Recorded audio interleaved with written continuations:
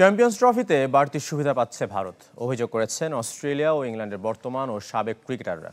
আসরের জন্য একই শহর, একই ভেন্যু এবং একই হোটেলে থেকে আইসিসি ইভেন্টে ভারত বাড়তি সুবিধা পাচ্ছে, দাবি অজি অধিনায়ক প্যাট কামিন্স সহ সাবেক দুই ইংলিশ অধিনায়ক নাসির হুসেইন ও মাইক আথারটনের।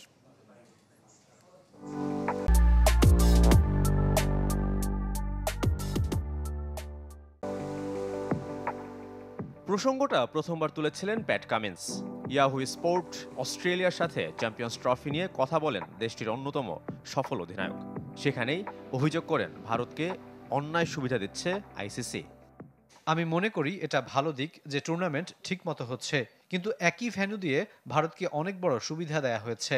তারা এমনিতেই শক্তিশালী দল, আর সবগুলো খেলা একই ভেন্যুতে থাকায় অবশ্যই তাদের এগিয়ে রাখবে।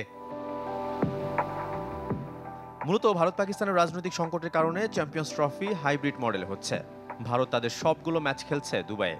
অন্য দলগুলোকে এক শহর থেকে আরেক শহর, এমনকি এক দেশ থেকে আরেক দেশে ভ্রমণ করতে হচ্ছে। ভিন্ন ভিন্ন উইকেট আর কন্ডিশনের সাথে মানিয়ে নিতে হচ্ছে। আয়োজক পাকিস্তানও ব্যতিক্রম নয়। তবে ভারত শুধু আলাদা, একই শহর আর ভেন্যুতে খেলার কারণে টিম ইন্ডিয়া হোম অ্যাডভান্টেজ পাচ্ছে বলে মনে করেন ইংল্যান্ডের সাবেক দুই অধিনায়ক। তার মানে সেরা টুর্নামেন্টের সেরা দল বাড়তি সুবিধা পাচ্ছে। আমি একটি টুইট দেখেছিলাম যেখানে বলা হচ্ছে পাকিস্তান আয়োজক হলেও হোম অ্যাডভান্টেজ পাচ্ছে ভারত। আসলেই তা সত্যি।